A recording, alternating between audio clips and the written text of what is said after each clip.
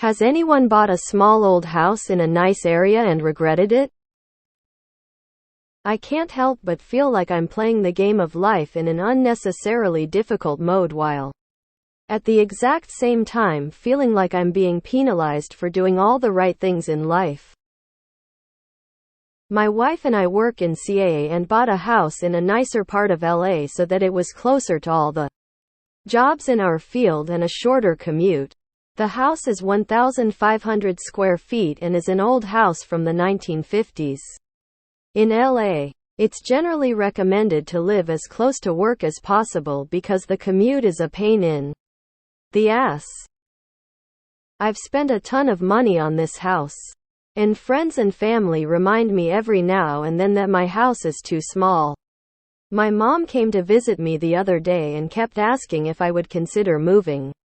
The problem is that all of the nicer neighborhoods I'd like to live in are far from work, which would turn my 25-minute commute into over 1.5 hours each way. On the flip side, I'd probably be able to afford a 2,500 square foot house, which was probably built in the 2000s or 1990s, for the same price or even less. I feel like I worked my ass off in college and struggled in my career to get these so-called good jobs only to feel like I'm geographically landlocked. My parents always said we made a lot of money, but because our house was so run down, it felt like we were living like we were struggling on the poverty line. We're in the awkward position of making a good income, but not rich enough to just spend hundreds of thousands on renovations and additions to our house. The real estate market is so bad that even if we wanted to expand our house to the size we want, 2,000 square foot, it would cost twice as much as our current house. Trying to upgrade the house would be impossible at current interest rates because it would almost triple our loan.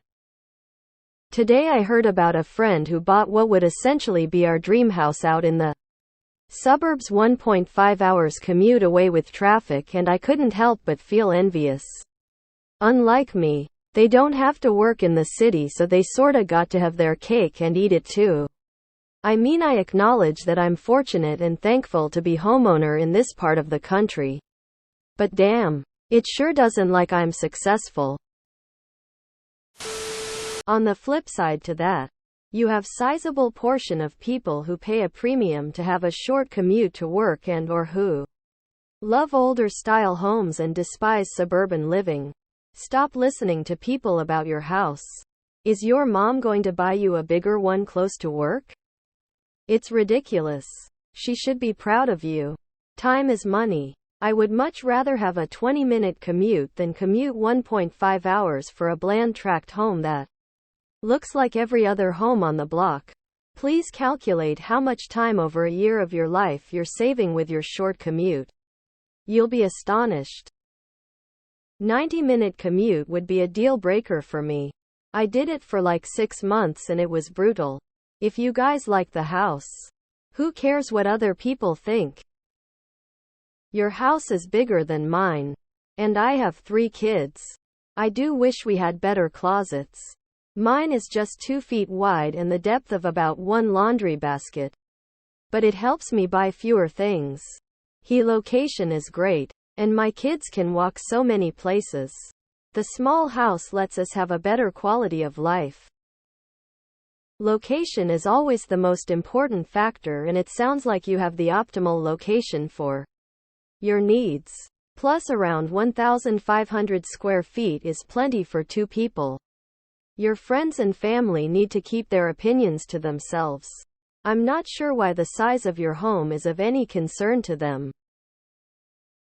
I have bought an old house in a nice neighborhood and loved every minute of it. If it's small, you probably just own too much stuff.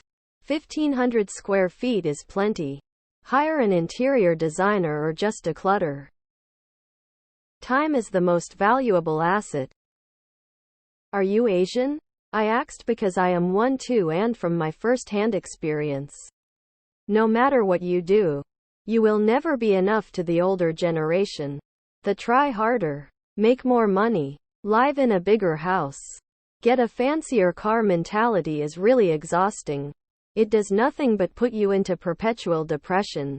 To stop being in the difficult mode in the real game of life is to cut out all the judgy person in your life, sometimes including families. I have since been living a much happier life. Who cares what anyone thinks? Small houses are great. Don't be a hoarder and you won't run out of space. A plus is guests won't stay long with you. Maybe expand your outdoor space since you have great weather in LA. Nice furniture, outdoor kitchen, TV, etc. I bet you would deeply miss those extra 2 hours a day if you moved. 3 hours of commuting each day is rough. Right now you have a nice, modest house in a good neighborhood with a short commute. That actually sounds pretty good. You'd like it to be larger. But is there a real need for more room? Try to just think about what you and your wife need to be comfortable, while ignoring the peanut gallery. There's no need to trade a perfectly good house just because your mom thinks you should have a spare bedroom or larger kitchen. I am no longer trapped in the suburbs.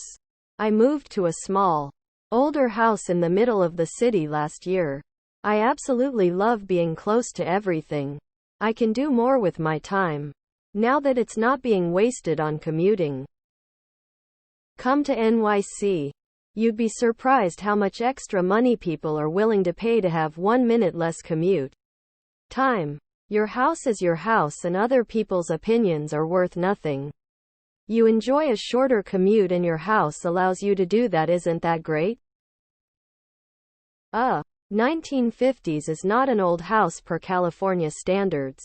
For reference, I've lived in homes built in 1906, 1907, 1929, and 1925. I guess what matters is how new the interior is.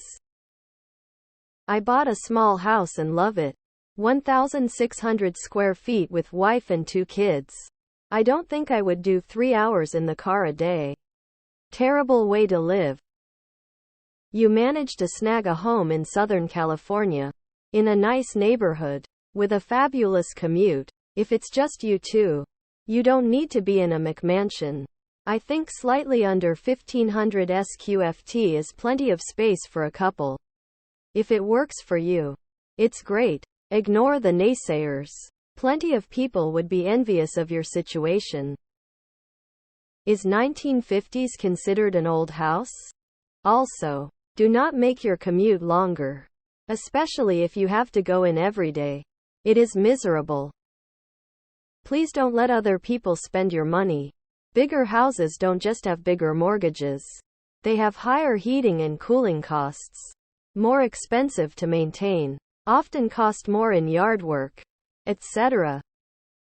I think you are doing fine and hopefully they'll come around and see it your way. You have a home. Cherish it. Don't worry about getting more or bigger. Enjoy the time you have with family and do the little things with them. It will be all right. The house is 1,500 square feet and is an old house from the 1950s. Friends and family remind me every now and then that my house is too small. I bought a 1955 house that is around the same square FT as your home. We bought the house in 2003 and raised our kids here. It was not too small for a family of 5+ pets. Now that the kids are grown and out of the house, it is actually a bit too big. Smaller homes convenient to work is a dream I'd gladly trade you for.